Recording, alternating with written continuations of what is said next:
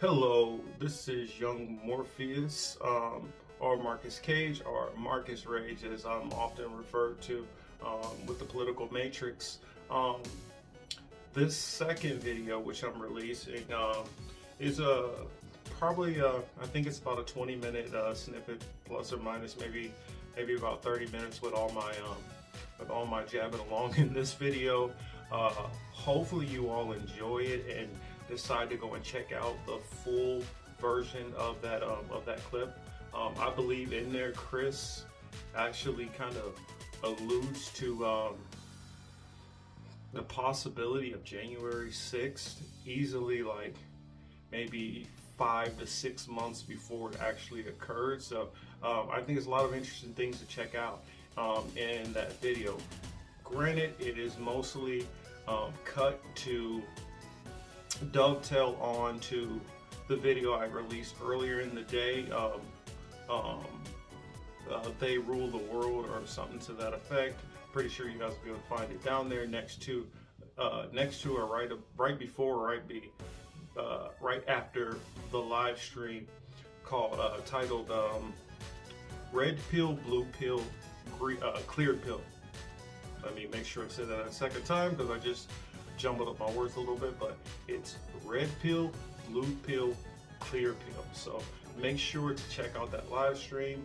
A lot of good things in there, and this is something I'm going to try to do more often. I'm going to go back through some of these older videos and see if it's content which is worthy to be re-released. I know some of you might have remembered it. I know for a fact, like Kelly and We're Carrying Signs were in some of these live streams, so they're gonna remember them. But for some of you guys who are newer to the channel, I want to be able to give you a reason to go and check out some of the old content, and look forward to some of the newer content, and be able to have a better frame of reference where we're coming from and some of the things that we talk about. I know some people might come over from other channels and they'll see us talking about one thing here and there, and they might agree with us, but on some of these other things they might feel like these guys are completely nuts. So hopefully some of this information can clarify some of these things in some of these earlier clips, and hopefully you guys go through and check out all of our content, and hopefully we see you in our future live streams. Thank you for joining me. Thank you for your time. You guys have a great week. Thank you. The conscious and intelligent manipulation of the organized habits and opinions of the masses is an important element in democratic society.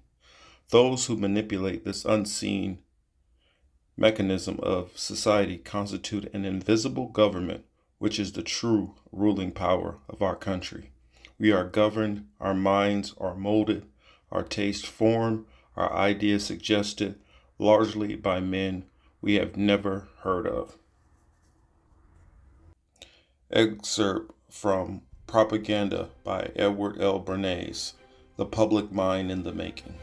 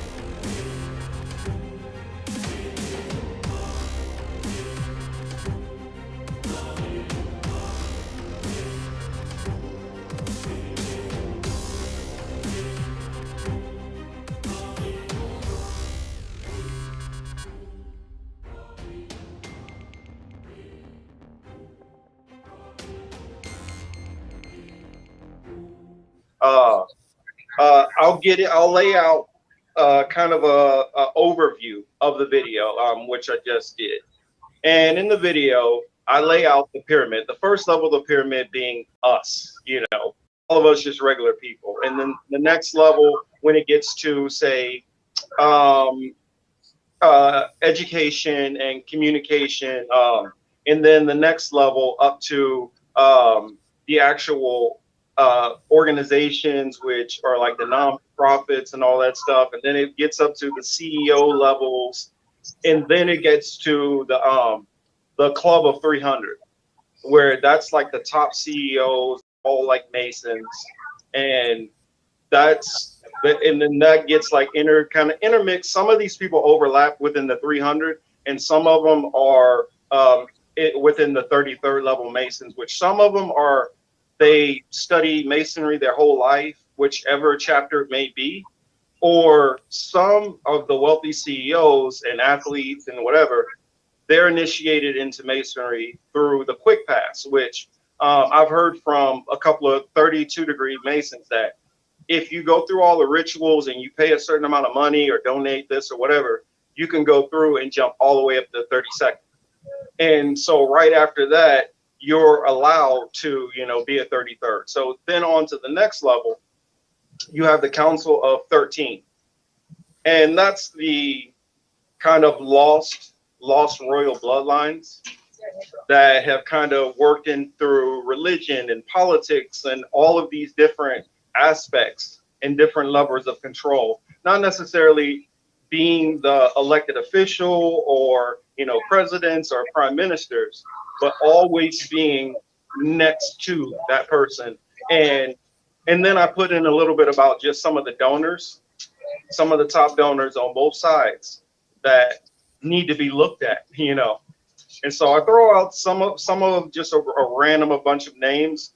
I rambled on for about 30 minutes, trying to keep it as concise as possible, but it is a lot of information, and I will kind of break down and go deeper into things in more videos. But because this is not something I'm going to be able to do in like one video, this is something that's definitely going to be like easily 3 to 4 videos.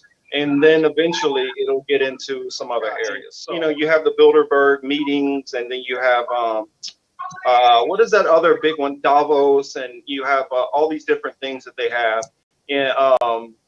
And then the other one that they have in Northern California, which is really weird with the statues and all that. So, I mean, how much do you buy into some of this stuff? Because at this point, some of the research which I've seen has led me to believe that there's more to it than what a lot of these people think. Okay. I would say I'm particularly fascinated with the Mason symbols, especially like the I guess like I was particularly fascinated with like the starting 3rd degrees of Masonic symbolism. In fact, giving someone the 3rd degree, I didn't realize that was tied to the 3rd degree initiation, where it was supposedly the most brutal aspect of Masonic initiation rites. I think all the symbolism is quite fascinating. How it ties in, I mean, I see like the various connotations to like, like the all-seeing eye and, various corporations and broadcasting also, touting out this still all-seeing eye that's indicative of Masonic culture. So, the visualization and the symbolism is quite fascinating. I mean, I don't know what, I would still have to look more into it, but it is quite interesting how like specific things can keep happening. Though, they play it off as a brotherhood social organization that just, that touts like solidarity and stuff like that, but they seem to be able to have like a huge amount of power, on various levels of the on the societal and social structure of the world. So that's pretty much my stance on it right now, because I was just I was interested in hearing you go on based on what you started. I wanted you to, like, you know, go a little bit further into it, you know, just to expand, so we can start using names, etc., locations, Right. you know. So go ahead. It's fresh in your brain, so that's what I mean. You take the lead. First off, we will go with a lot of here's the interesting thing. The misconception that a lot of people have is that all of them are always on the same page. That's the biggest misconception. That's the reason why they're like, oh, well, that can't work. Well, for the most part, for most things, they're on the same page. But think about it. Say, for instance, if we're talking about green technology and your family is working on the brand new technology, but one of the other families is an oil tycoon family, that's going to draw a rift, on those top levels. And so those are some of the different battles that go on. I mean, a couple of examples before I get into the names. There is two suspected high-level family members. One of the Astor family, which if you don't know who the Astors are, you really need to look them up. Anybody from New York, I know Chris knows who the Astors are. The Astors basically like own, most of New York. And I'm talking about New York City, Manhattan, all of that. One of those members of the family was against the forming of the Federal Reserve. Now, it's interesting that that member would die on the Lusitania. And we'll go into the Lusitania later on. It's all kind of crazy things that went on with that. Even if you're not looking at it from conspiracy theorists, I do have a lot of knowledge in explosives and demolitions and things like that. And being that my job in the military was a torpedoman, it is anytime a ship sinks in 18 minutes, the bells should always go off in anybody's head who's dealt with ammunition. The other one that I was gonna say, what was his name that was killed? He was killed one was killed on the Lusitania, one was killed on the Titanic. Goodness, I'm forgetting his name right now. The one that was killed on, actually one of the Vanderbilts, I believe, was killed on the Titanic. And it's odd that you would have two of these prominent families that something like that would happen on, on supposedly indestructible, type ships. Well, the Lusitania wasn't indestructible. We'll go into that. I don't want to get off topic yet. Some of the other names that you, of course, might know, Rockefellers,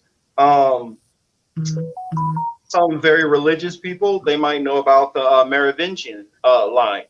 That line believes that they actually descend from Mary, Jesus's mother. So a lot of the royal families, which branch off into like the Franks, branches off into a lot of the York family, and then some intermarriage in between Lancasters and Beauforts, very famous names that you hear over there.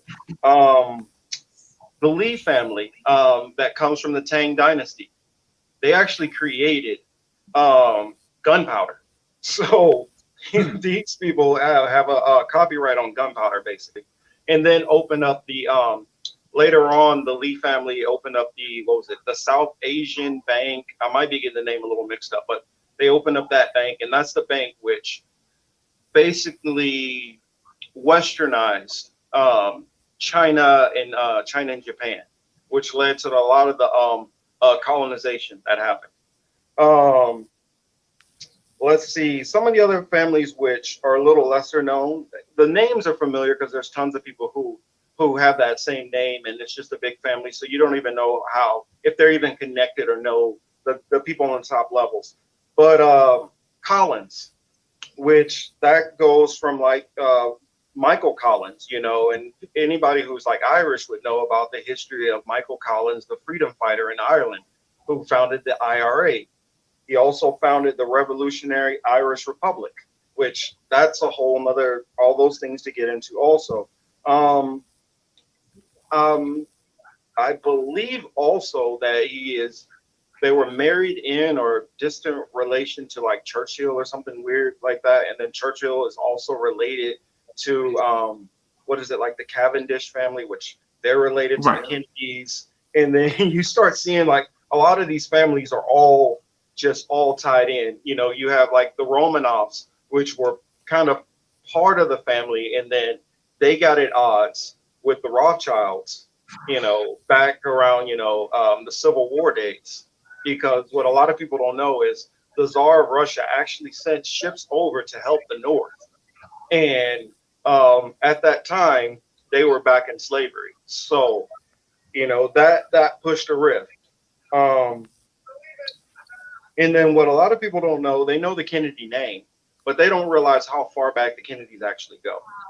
The Kennedys are actually a royal Irish family. The O'Kennedys or Oceanade Fionns, which they go back centuries. You know, all kind of castles and everything, and they merged into politics on both sides of the pond. Um, let's see, a Russell family also is tied into multiple things too. A lot of popes, archdioceses. Almost all of these people are Roman Catholic. Majority of the people on the list are Roman Catholic. There are a handful that are religiously Ashkenazi Jewish. Then you have freemen or friedmen, which they got into jewels and antiquities and things like that, and a lot of that different kinds of trading, artwork and things. And then freemens also were big time slave owners, and a lot of these people were slave owners. Then you have the Onassis, which I'm not talking about Jacqueline. I'm talking about Aristotle Socrates.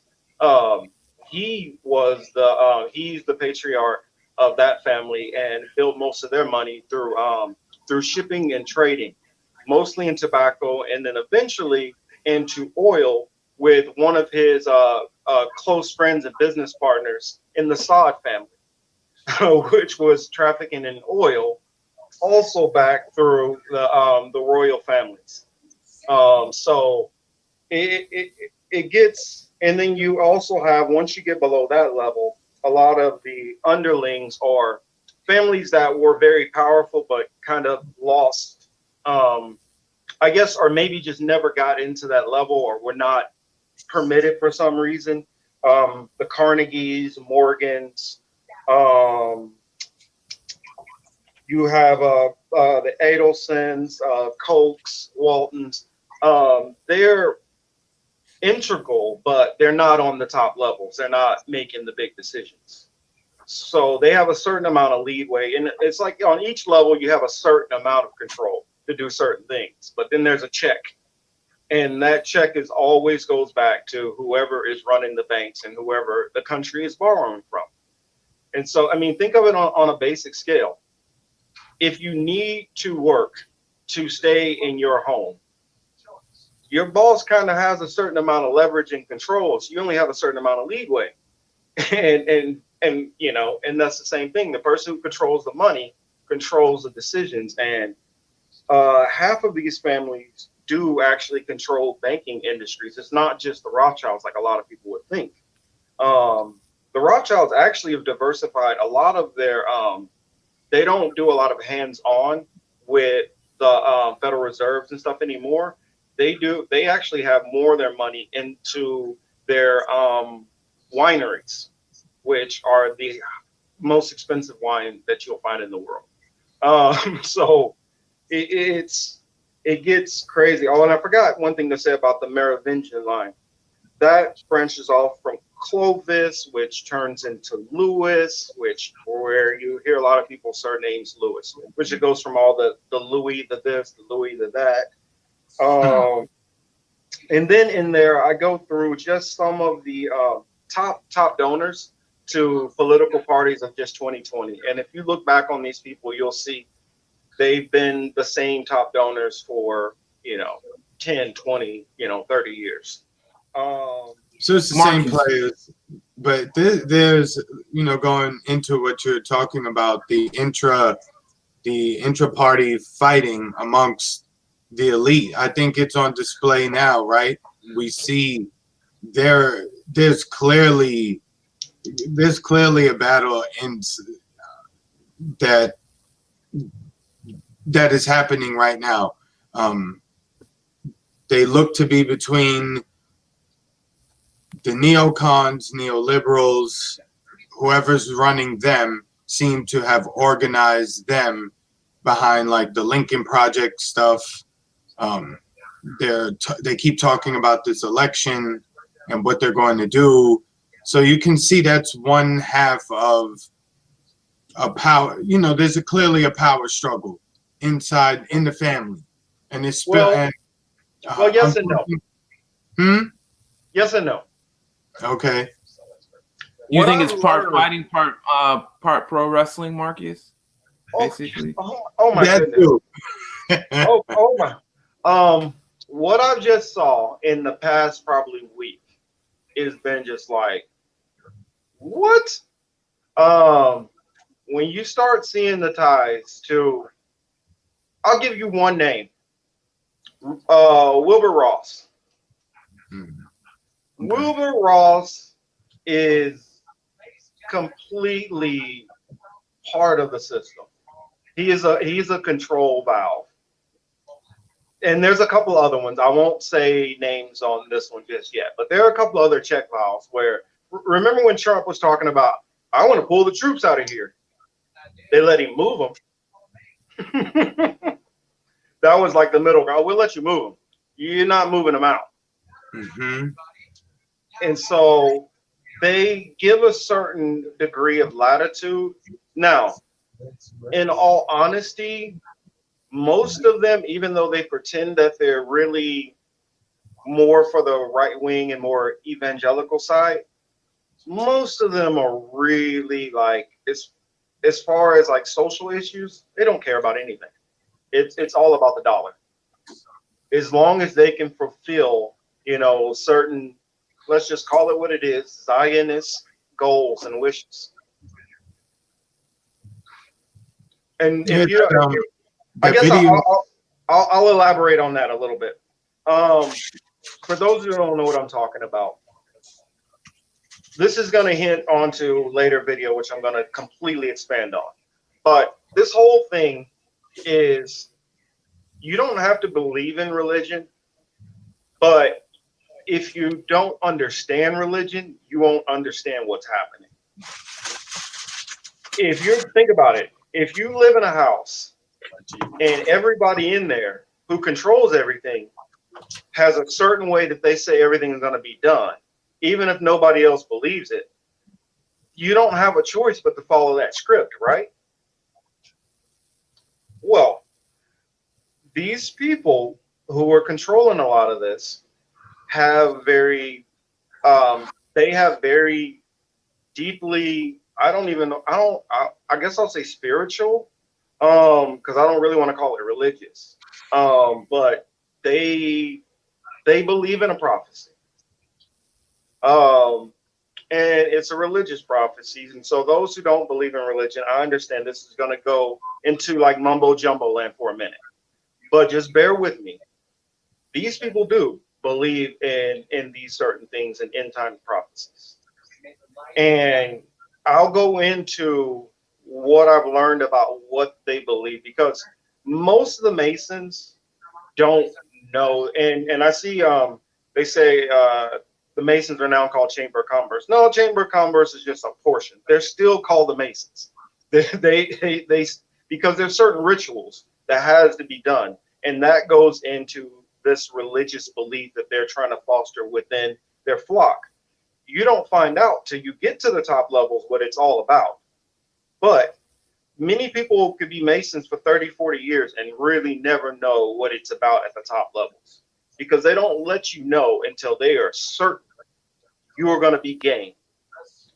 Another thing which I will go into, because I hint to it in some of the images in the video, but I'll go into it later on how they try to do things. Sometimes they'll ask, sometimes they'll do manipulative things through the markets to kind of push out competition. Sometimes they will just outright kill you. And I strongly believe that they not only killed one president, I believe that they killed 3 presidents and tried to kill a 4th. I'll go into why I believe that, and I'll let people look at it and decide. But I honestly believe that they did try to kill 4 presidents and were successful with 3. The presidents that I'm talking about is JFK, and I'll go into why in the video. James Harrison, he was only president for like 4 months, and they killed him. Let's see, what was the other one? And Lincoln. Lincoln is the other one that they killed. The other one they tried to kill, and it's weird because I've hated this person for so long, and I still do hate this person. But on this one thing, I do completely agree with him. Andrew Jackson tried to kill the banks, and he actually did fight them off and succeed for a while. Somebody tried to assassinate him, pulled 2 guns on him. They both jammed. And he pulled out his cane and just beat the mess out of that guy. So that's something that's actual history that happened, that there was an assassination attempt on Andrew Jackson after a big, back and forth with the banks. So, I'll go into all that later. So that's why I say this Zionist thing, you have to understand, it's people believe that they are a chosen people and God says they need to be in this place for certain things to happen. Then if you have the money and power to try to do that, that's what you're going to do. and the ones who are the Christian sect, they believe, well, yeah, we got to make sure that we get the Jewish people there by any means necessary so that we can get to the end time prophecy. So both of them are both racing towards end times prophecies.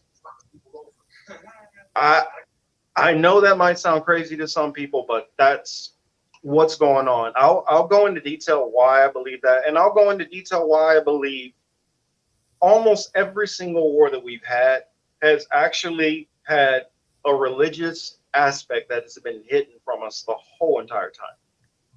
I'm also going to go into slavery in a different way than most people have, because in America, we're talking about the 1600s and this and that. And if you start talking to a European about the slave trades and things like that, they're not going to start in the 1600s. They're going to go probably back to 1500s, maybe 1300s, and start explaining some other stuff that you're not used to hearing. And when you start hearing some of that stuff, it's going to be up to you whether you want to take the information or run from the information. But this stuff is documented history. And so that's where I am on that.